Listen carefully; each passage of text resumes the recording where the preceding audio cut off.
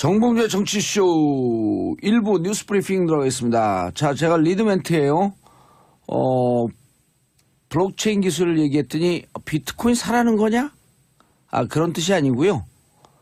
블록체인 기술을 죽일 수 없다. 그리고 블록체인 기술은 가상화폐의 기초이기도 하지만 여러 가지 기술로 쓰이는데 블록체인 기술을 죽일 수 없다는 뜻으로 얘기한 겁니다. 사라 마라고 하는 가치 판단을 드린 건 아닙니다. 오해 없으시길. 자, 함께 하실 분. 정상근 미디어오늘 기자 자리하셨습니다. 네, 안녕하십니까. 미디어오늘 정상근 기자입니다. 예. 일본이 아주 얄미운 야심찬 계획을 꾸미고 있어요. 일본이요? 예. 네. 우리나라 비트코인 시장, 가상화폐 시장이 무너지는 조짐을 보이니 네. 그거 우리가 먹어야겠다.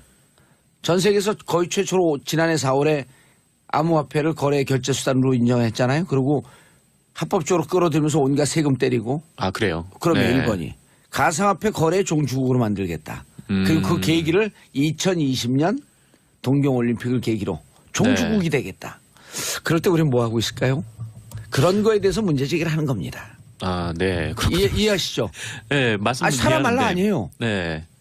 저는 사실 이 분야를 잘 몰라서. 네. 다른 분야는 뭐 아는데 있으시죠? 글쎄요. 한번 찾아봐야 될 것 같은데요. 이 분야 잘 알잖아. 문재인 대통령 MB의 분노. 네, 그렇습니다. 그 문재인 대통령이 18일 이명박 전 대통령의 기자회견에 대해서 분노의 마음을 금할 수 없다라고 정면 비판했습니다. 이 박수현 청와대 대변인을 통해서 발표한 입장인데요. 이명박 전 대통령이 그 노무현 전 대통령의 죽음을 직접 거론하면서 그 정치보복 운운한 것에 대해 분노의 마음을 금할 수 없다라면서 이명박 전 대통령이 마치 청와대가 정치보복을 위해 검찰을 움직이는 것처럼 표현한 것에 대해서 이는 우리 정부에 대한 모욕이며 그 대한민국 대통령을 역임하신 분으로서 말해서는 안 될 그 사법질서에 대한 부정이고 정치금도를 벗어나는 일이다. 라고 말씀하셨습니다. 그 이명박 전 대통령이 기자회견을 했던 17일만 하더라도 청와대의 분위기는 노코멘트였었다고 해요. 근데 18일 오전에 문재인 대통령이 직접 청와대 핵심 참모들과의 차담회를 갖고 왜 참고 있냐라는 말씀하셨다고 합니다. 그래서 이제 대변인에게 자신의 입장을 그대로 전하라라고 지시를 하셨다고 하는데요. 청와대 측에서는 문재인 대통령이 권력을 사유화시켜서 그 정권 운영의 도구로 사용했던 사람들이 적반하장격으로 지금 노무현 전 대통령을 걸고 넘어지면서 정치보복을 운운을 하는 게 그 문재인 대통령의 심기를 크게 건드린 것 같다라고 보고 있다고 합니다. 하지만 이것보다 더 큰 문제는 그 이명박 전 대통령의 저런 발언이 국민의 편을 가르고 비리 수사를 정치보복으로 호도하고 있기 때문에 나온 것이다. 이렇게 보는 청와대 관계자도 있다고 하고 있고요. 뭐 이명박 전 대통령의 주장에 따르면 지금 청와대가 정치보복을 위해서 검찰을 움직인 셈이 되니까 뭐 이거에 대해서는 받아들일 수는 없다. 뭐 이런저런 얘기들이 많이 나옵니다. 이명박 대통령의 특징이요. 네 편 내 편 가르는 거예요. 서울과 지방, 영남과 호남, 강남과 강북, 기독교와 비기독교. 이렇게 편 나누는데 선수예요. 네, 편 나누는데도 선수고 뭐랄까 하여튼. 선수도 근데 시간이 되면 은퇴해야 됩니다. 은퇴하시고 사법질서를 부정한 분은 어떻게 되는지 알아요, 종말이? 감옥 가셔야죠. 허허. 항상 그 말씀하셔서. 빙고. 어쨌건 그렇게 막 그 일종의 뭐 소득이나 아니면 계급 이런 걸로 또 편을 나누고. 그러면 부자와 가난한 사람. 그 가난한 있는 사람들을 사람과 또 없는 사람. 무시를 하는 게 또 이명박 전 대통령의 아니죠. 올해가 특징이었는데. 개해니까 개무시했죠. 이것 때문에 결국 이제 김희중 좀 비서관의 폭로가 이어지고 있죠. 그럼요. 어쨌건 그 이명박 전 대통령 측근들은 그 MB의 지침 이후에 계속해서 정치보복 프레임을 꺼내다 쓰고 있는 그런 상황이에요. 그래서 그 이명박 전 대통령은 문재인 대통령의 반응에 대해서 아무 반응을 보이지 말라 이렇게 얘기를 했다고 하는데 정작 측근들은 계속 나가서 정치보복 얘기를 하고 있습니다. 김두우 전 청와대 홍보수석은 그 노무현 전 대통령이 돌아가시는 바람에 검찰이 많은 부분을 덮은 걸로 알고 있다. 저희들도 이전 투구 한번 해볼까요? 뭐 이런 식으로 얘기를 했다고 하고요. 김두우요? 네네. 우리 이거 그 뉴스 브리핑 하기 전에 김두우 스토리 한번 얘기해 줄까요, 제가? 네, 어떤 스토리인가요? 그거 해도 되나요, 작가님들? 김두우 스토리. 밖에서 당황의 기류가 흐르고 제가 제일 처음 얘기하는 거예요. 서울구치소에서 김두우를 만났어요. 진짜요? 면회 대기하는 중에 의자에 앉아 있는데 옆에 앉더니 안녕하세요 인사를 해요. 저는 제 인생 이외에는 관심이 없거든요. 네. 누구세요? 그랬더니 저 누구세요? 김두우입니다. 김두우는 누구시죠? 그랬더니 저는 청와대 홍보수석을 지낸 김두우입니다. 여기 왜 들어오셨어요? 그랬더니 그러더라고요. 네. 그럼 그때부터 이제 얘기를 장황하게 쫙 풀어놔요. 노무현 대통령을 수사하겠다고 검찰이 얘기하길래 방문 수사라든지 서면 수사라든지 네. 해라. 네. 그런데 우리 말을 듣지 않고 노무현 대통령을 소환해서 네. MB께서 경로하셨다. 이렇게 저한테 설명을 해요. 네. 그래서 제가 누가 물어봤나요? 왜 저한테 설명을 하죠? 그렇죠. 근데 이 전직 대통령을 그 봉하마을에서 검찰까지 서울까지 불러서 예. 이렇게 수사를 하는 거를 그게 검찰이 자의적으로 했다라는 자유로 건가요? 했다는 거예요. 자기들은 그렇게 하지 말라 그랬대요. 네. 그런 용감한 검찰이 있었어요. 그때 당시에. 그러게요. 이인규, 홍만표, 우병우 정치검찰의 대표적인 인물들이 네네. 그때 저한테 이 얘기를 한 거는 나중에 당신 진영에 가서 우리가 억울하다라고 하는 걸 설명하라라고 하는 얘기예요. 왜 저한테 설명을 하죠? 자기들이 두려우니까 이게 해명을 하는 거예요. 그렇군요. 김두우 씨, 저한테 그렇게 설명한 거 기억나시나요? 저 누군지 아세요? 대한민국 정봉주입니다. 네, 어쨌건 김두우가 이제 이전 투구 한번 해볼까요? 뭐 이렇게 한번 얘기했다고 해볼까요? 예, 문재인 대통령으로 가기 전에 생각지 못한 곳에서 정봉주를 시작되네요. 거쳐야 됩니다. 네, 그렇게 얘기했고 예. 이재호 전 특임장관은 전전 정권의 문제를 거슬러 잡아간다면 예. 전전전 정권은 무사하냐 뭐 이렇게 얘기를 했다고 합니다. 해보세요. 전쟁은 입으로 합니까? 그렇죠. 이 자꾸 뭐가 있다는 식으로 얘기를 예. 하는데 이제 문제는 자꾸 뭐가 있다는 식으로만 얘기를 하는 게 식으로만. 네. 그게 좀 문제인 것 같아요. 어쨌든 그렇습니다. 재밌어요. 이분들. 감옥 가서도 이렇게 큰 소리 치나 한번 봅시다.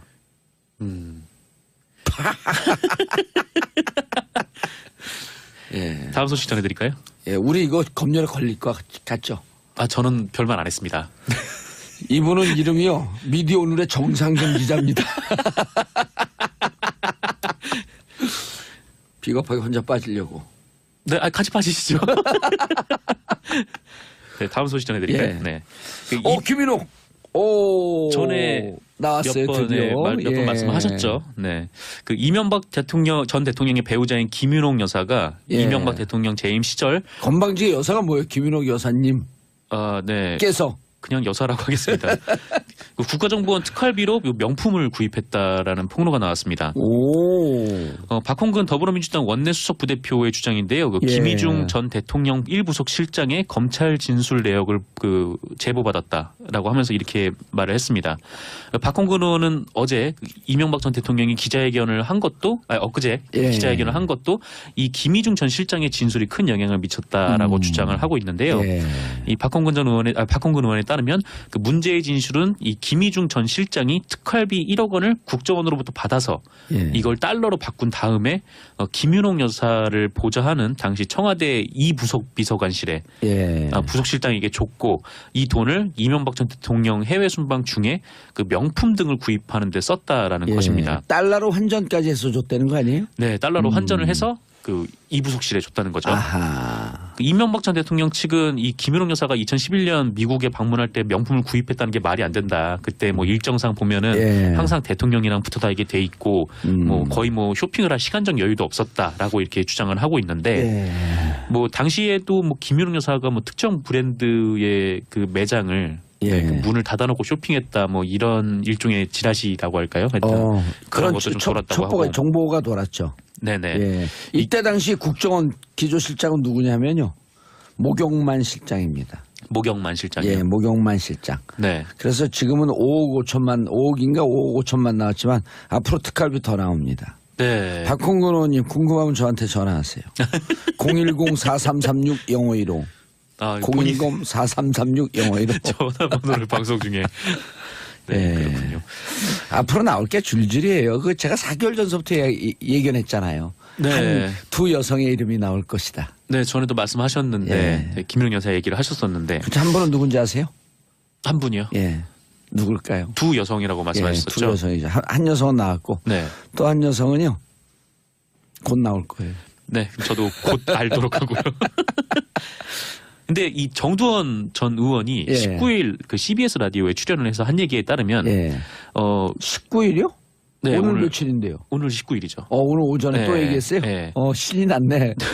두원이 형님 요즘 작두 타세요. 이 명품백 얘기는 근데 좀 근거는 없는 것 같고 예. 좀 너무 나간 것 같다라고 말을 하면서 이제 문제는 그거보다 더한 게 나올 수가 있다라고 더한 게 뭘까요? 얘기를 했다고 해요. 그러니까 그게 뭔지는 자기도 아직은 근거가 없어서 말을 못 하는데 예. 뭐 그런 심증은 있고 이 대통령 그러니까 17대 대통령이죠. 이명박 대통령이 예. 당선됐을 당시에 그때 좀 의아한 일들이 한 3번 정도 일어났는데 예. 이게 대통령 당선 후에도 여파가 이어졌다. 근데 그게 어떤 건지는 정확히 말할 수는 없다. 이렇게 얘기를 했습니다. 그럼 제가 정답을 얘기해 드릴게요. 네. 김희중 1부속 실장 이렇게 얘기했잖아요. 해외에 가서 명품백을 샀다. 네. 요 단어 중에 정답이 있습니다. 해외에 가서 명품백을 샀다라는 단어 중에. 예, 정답이 있어요. 네. 굉장히 짧은 단어인데요. 그럼요. 네. 정답이 있습니다. 짧은 문장에 정답이 있다. 큰일 났습니다. 네, 그렇군요. 원세훈 원장하고도 연관되어 있고. 이거 한 명 누군지 알겠어요. 빙고. 네, 그렇군요. 그러면 또 다음 소식 넘어갈까요? 예, 다음 소식 넘어가기 전에 우리 청취자분들 궁금해 죽을라 그러시네. 네. 그렇죠. 근데 지금 얘기하면 안 돼요. 왜냐하면 검찰이 밝혀야 되는 거죠. 그렇죠. 네. 뭐 이렇게 얘기가 점점 나오고 있으니까 이 부분도 조만간 밝혀지지 검찰은 않을까. 정보는 다 접수했고요. 네. 확인 과정 중에 있습니다. 네, 그렇습니다. 예. 한동훈 3차장님 가자. 다음 소식 할까요? 네. 한국수자원공사가 4대강 사업과 관련된 문건을 대량으로 파기했다라는 주장이 어제 제기가 됐습니다. 어제 폐기업체 용역 직원이라고 자신을 밝힌 한 일용직 노동자 분께서 더불어민주당 대전광역시당에서 기자회견을 열고 수자원공사가 1톤 차량 4대 분량의 4대강 사업 등 문건을 파기했다 이렇게 주장을 했습니다. 이분은 18일 일용직 중개소를 통해서 종이 파쇄 업체에 일을 배당을 받았다고 해요. 그래서 갔더니 수자원공사 문서 해체 작업을 하는 곳이었고 거기서 문서 해체를 하는 와중에 4대강 4번 문건이라는 제목이 달린 파일처를 4대강 4번 문건 발견을 했다고 합니다. 그래서 좀 이상하다 싶어가지고 다른 데를 막 뒤져봤더니 이번에는 4대강 2번 문건이 나왔다는 거고 그 안을 보니까 4대강 사업의 문제점이라든지 보완해야 할 점 등이 나와 있었다고 합니다. 하지만 수자원공사는 이에 대해서 이게 1997년 이후에 모든 문서를 전자문서 시스템에 보관을 하고 있기 때문에 무단 파기한 거는 없다. 그러니까 이번에 파기를 한 거는 그게 이제 원본이 아니라 일종의 실무자들이 필요에 의해서 출력을 해놓은 사본이라는 거죠. 그렇게 해명을 했는데요. 이와 관련해서는 국토교통부가 사실조사를 위한 지금 긴급 감사에 착수를 한 상황이고요. 사실 이 얘기가 맞다면은 전자문서 시스템만 한번 보면은 사실 여부를 바로 판단할 수 있는 거기 때문에 조사하면 금방 나올 것 같습니다. 좀 수상한 짓들을 많이 해요. 정권 바뀌고 대통령 바뀌고 장관까지만 바뀌었지만 그 밑에 국가장은 과거 정권 그대로거든요. 그렇죠. 이게 그런데 만약에 만약 그렇게 큰 문제가 없었다라고 하면은 국토교통부가 수자원공사를 관리를 하잖아요. 그래서 국토교통부에 그거를 미리 좀 얘기를 하지 않았을까라는 생각도 좀 들고 국토교통부가 이 얘기를 듣고 긴급감사에 착수를 했다는 거는 몰랐다라는 얘기잖아요. 그래서 문건을 파기를 하는데 상급기관의 일종의 보고도 안 한 셈인 것 같아서 근데 그것도 좀 의아하긴 하더라고요. 수상한데요. 전 정권에 임명되었던 국장 과장님들 한 말씀 드릴게요. 동작 그만! 우리 아들 군대 갔어요. 네. 제가 동작을 그만하고 있었습니다. 이런 건 파기하고 그러면 안 되죠. 파기하고 그러면 의심을 받죠. 근데 어쨌건 원본이 따로 있다고 하니까 그거는 근데 금방 확인할 수 있을 것 같아요. 그렇죠. 알겠습니다. 부동산 추가 대책. 국토교통부가 아파트 재건축 기준을 현 30년에서 40년으로 늘리기로 했습니다. 원래 지난 2014년 9월까지 재건축 연한이 40년이었다고 해요. 근데 이것을 박근혜 정부 당시에 부동산 경기를 활성화한다면서 30년으로 줄였던 거고 이거를 다시 40년으로 늘리겠다는 것이죠. 좀 리모델링해서 쓸 수 있는 거는 쓰는 게 좋죠. 너무 이렇게 긴급하게 부시고 하고 그러지 말고. 그렇죠. 이게 재건축을 하다 보면은 어쨌건 그걸 다시 부시고 또 다시 또 자원을 들여서 다시 세워야 되는 거니까 맞아요. 좀 자원 낭비가 아니냐 좀 이런 지적도 있었고 과거에 졌던 집들이 좋은 데들도 꽤 있어요. 그리고 운치도 있고 그걸 조금 살기 편리하게 리모델링 할 필요 있으면 리모델링 해서 네네. 예. 그리고 시멘트로 짓는 거 아니에요, 집들은. 그렇죠. 시멘트 굳는 걸 양생이라 그러거든요. 양생 기간이 몇 년쯤 될 것 같아요. 다 굳는데. 그건 잘 모르겠어요. 시멘트 양생은 100년이 간다 그래요. 아, 그렇게는 오래 걸려요? 그럼요. 아. 그래서 100년까지는 구조적으로 문제가 없으면 리모델링 해갖고 네. 좀 편리하게 쓸 수 있다. 그 사회가 자꾸만 때려부시고 새로 짓고 네. 그 MB가 했던 뉴타운 아니에요?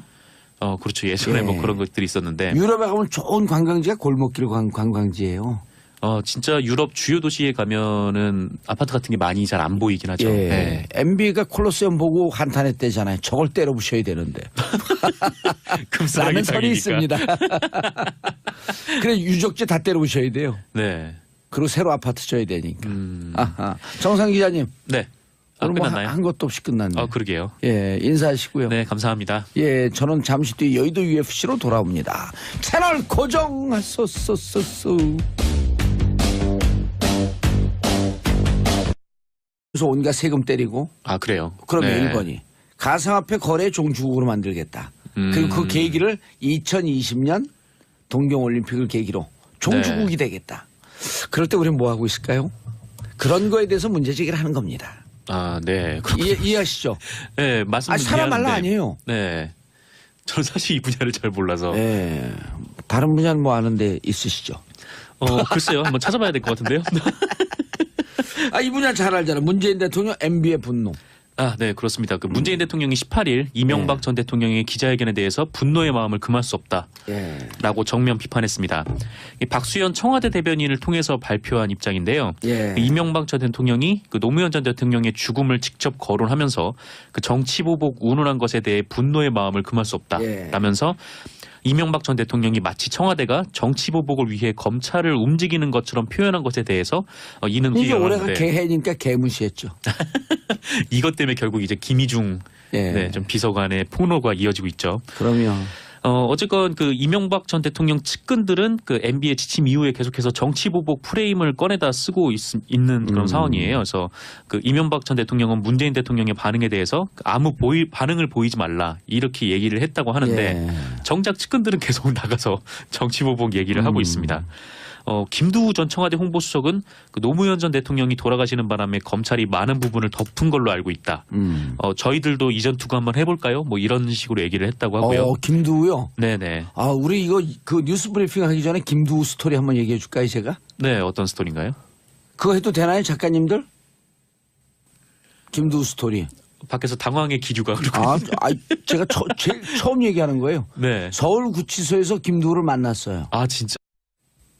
정봉주의 정치쇼 1부 뉴스 브리핑 들어가겠습니다. 자, 제가 리드멘트예요.